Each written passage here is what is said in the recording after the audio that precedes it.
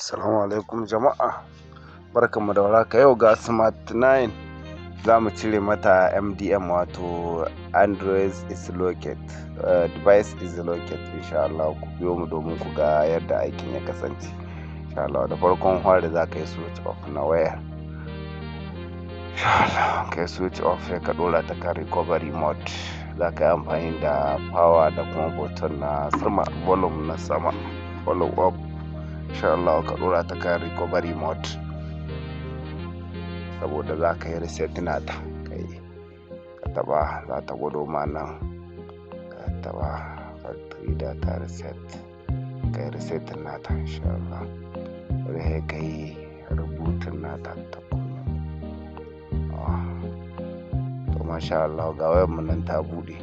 Abu na farko za ka zo kan kwamfuta ka buɗe Kingorango folder ta Kingorango. Za ka shiga abu na farko shine QR scan, wanda zai baka dama in ya buɗe haka za ka yi tap sau 4 saman screen ɗin wayar ka, gashi nan. Insha Allah zai baka wannan gurin sai ka yi scanning. Don ka yi scanning zai baka dama ka yi connecting da wifi. Insha Allah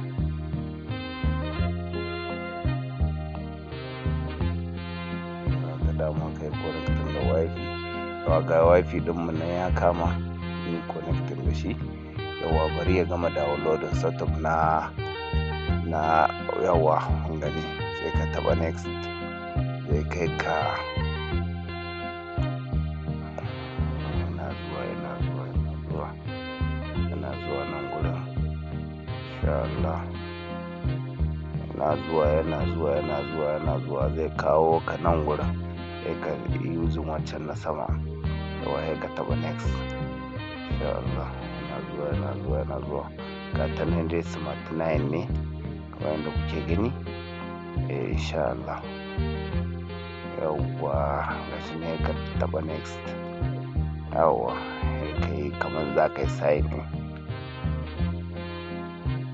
Gashi yawa sai ka yi Skype daga nan ƙasa saboda yawa sai ka yi kuma back. Shikenan insha Allah. Yawa sai ka taba accept, zai bude ma home page na waya. Yawa shikenan. Kuma abu na biyu da za ka yi nan, za ka shiga setting, saboda muna so mu bude developer option. Yawa insha Allah ka shiga setting sai ka taba na inda aka rubuta build setting. Yawa sai ka yi sau 4, sai click sau 4 zai baka dama ka bude developer options. Da muna so mu bude USB debugging, in muka bude USB debugging shine zai ba. Yanzu a hakan kai switch off nata ka kunna, za ta koma kan MDM ne, amma yanzu haka in ka bude za ka duba inda aka rubuta USB debugging, ka taba USB debugging. Yawa saboda ADB. Yawa ya kai connecting ɗinta da kwamfuta.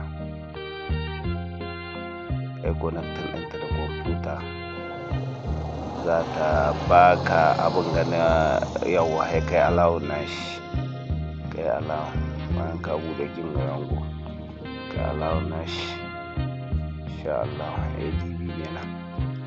Yawa to shi zai baka dama ka cire ta kwata-kwata.